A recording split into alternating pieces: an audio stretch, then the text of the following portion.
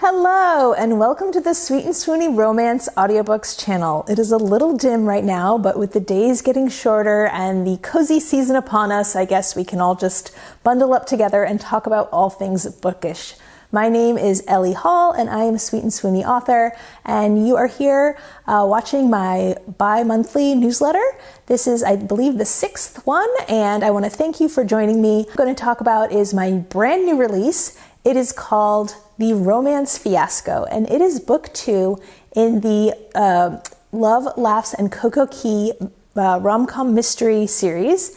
And each of the books in the series, there are a total of 5, but the first 4 books all stand alone insofar as the romance plot goes. However, there is a subplot, and that is the mystery, or I guess you could say the treasure hunt. And this has been a lot of fun to write. This is the second book, The Romance Fiasco, and it is Magnus and Lally's story. To read to you the first chapter from this book. I said we were going to be doing a read-along, so here we go.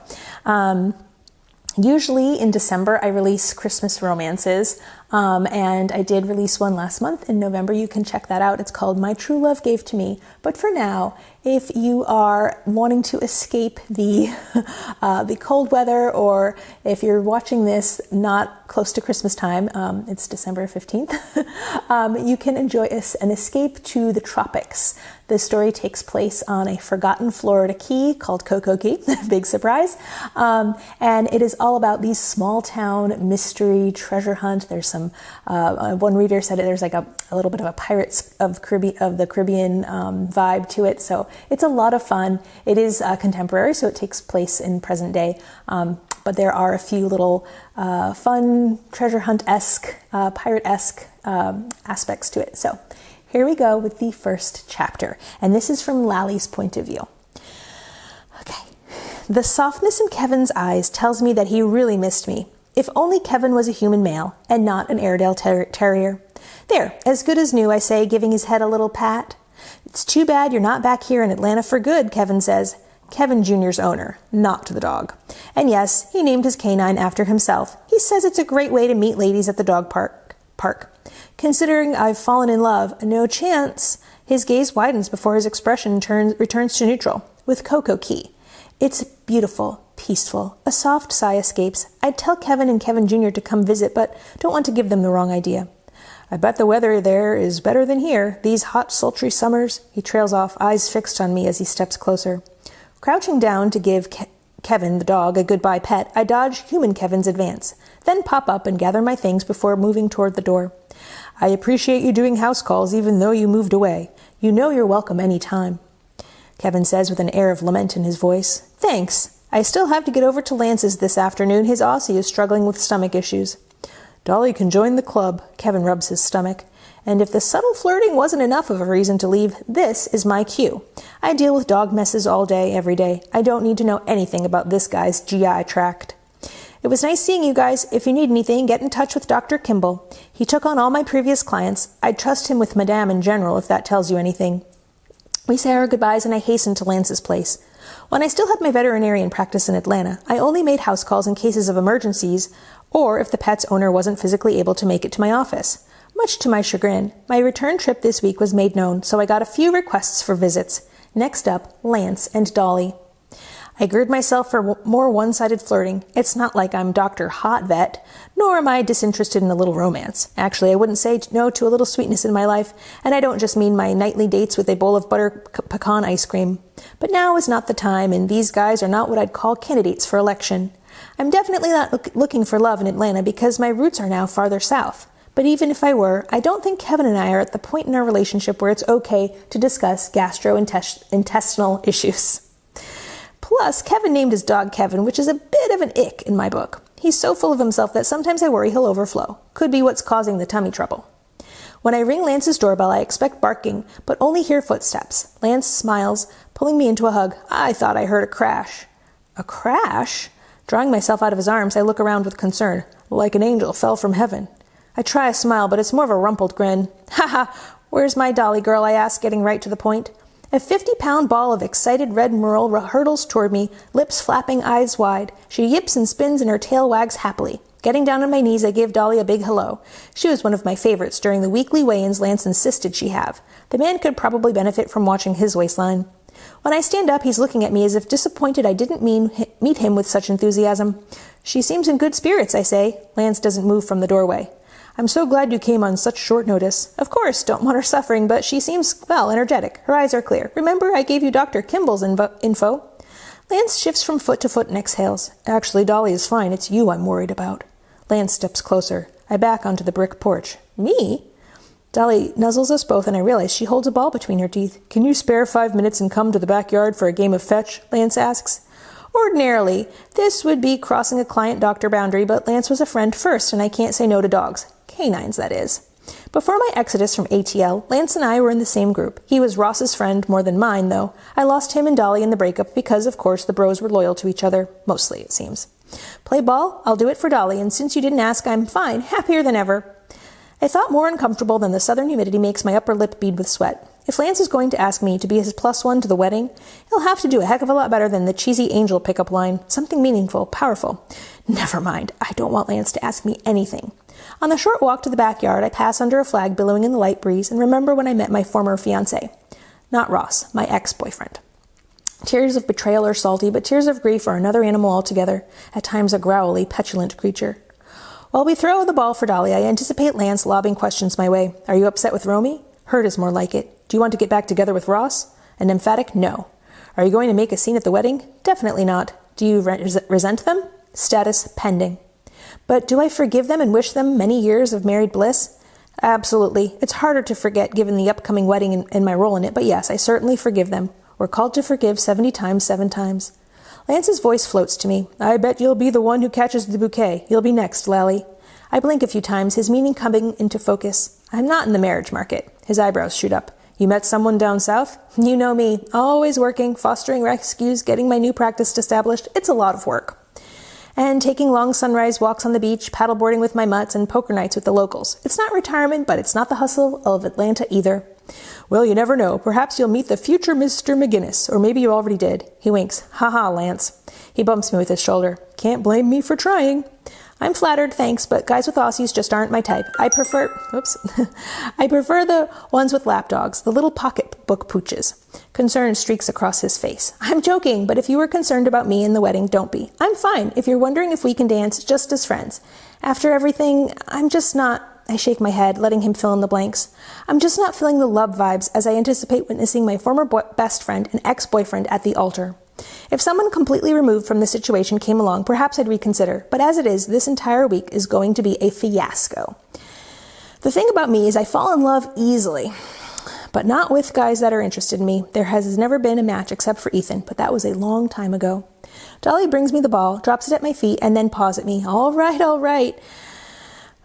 You're a very good girl. I pet her enthusiastically and then give her the treat she knows is in my pocket of my jean shorts, also where my phone is stashed, which has repeatedly been going off with messages from Romy. I'm ignoring them because these house calls and the animals are my priority.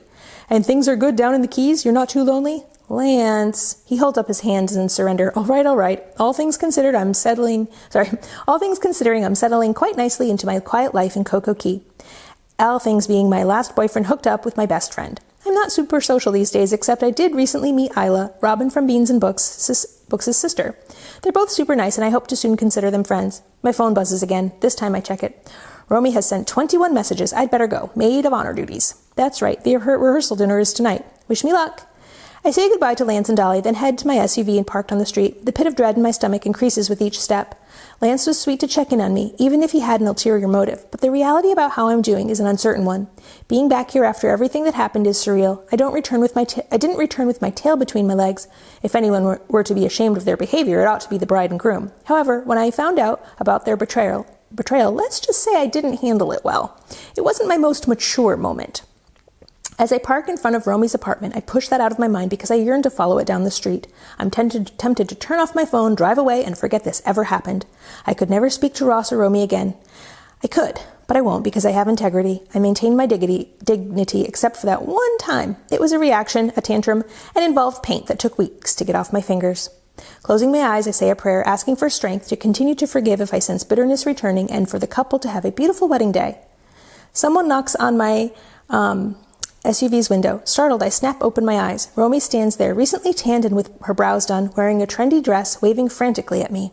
I can't quite see my reflection, but I'm certain I wear a clown smile. It's slightly deranged and a little too bright. Lally, what are you doing here? It's time to celebrate. We're going to get this party started right now, and there's so much to do. Come on. Didn't we already celebrate with the bachelorette party? Yes, and it was amazing, but the guys are at the bachelor party. Well, they have been since last night. And what is the saying? While the rats are away, the mice play.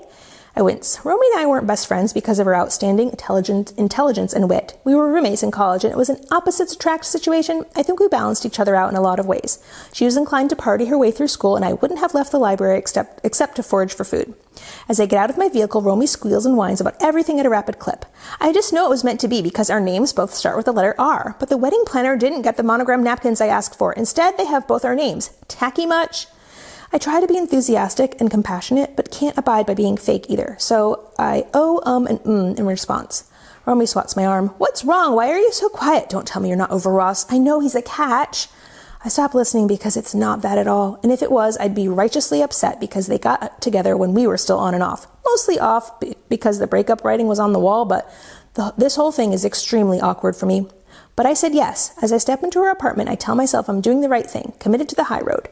You'd said things were rocky and that you weren't sure how much longer you're going to be together. Romy's voice returns to a whine as she pours a glass of wine. It's okay, water under the bridge. I wave my hand dismissively. She dramatically goes limp with relief. I'm so glad you're over Ross because that would have been weird. I mean, we'd have to fight over him and I just got my nails done. She's not joking. I force myself not to roll my eyes. Sure would be weird, but it's not because I'm not interested in sloppy seconds or a fight, thank you very much. Okay, so let's talk about some of your maid of honor duties. Romy's phone beeps with a string of texts, which she answers as if they were more important than my duties. That's a relief. I'm not a pushover, more like a peacemaker. Romy had a posh but lonely life. Her parents were never around and her nanny raised her. For me, with Ross, if I'm really honest, I dated him mostly to see if I was over Ethan. I know that sounds questionable, but I hope that I was ready, and let's be real, the clock is ticking.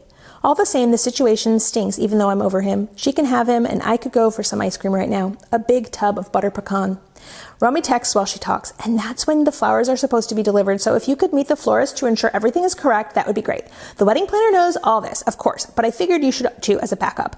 Aston Lee Bergerhoff referred her and then told me all the things that went wrong. For instance, there was an issue with the cake delivery on their wedding day. Apparently she had some beef with the baker, and they got chocolate ganache instead of vanilla silk between the layers. Can you believe that? I'm locked in now. You just never know who to trust these days. I sigh. No, you don't. She goes on with more wedding details. And I'm going to skip ahead a little bit because this is getting a little bit long. But here we go.